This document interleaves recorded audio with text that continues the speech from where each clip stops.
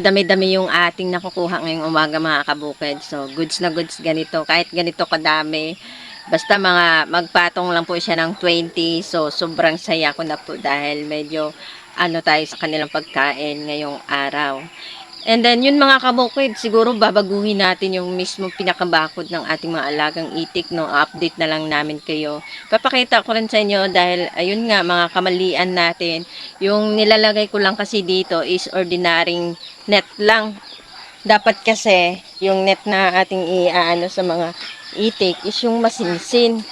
Yung tipong nakikita nyo sa mga online, ganito.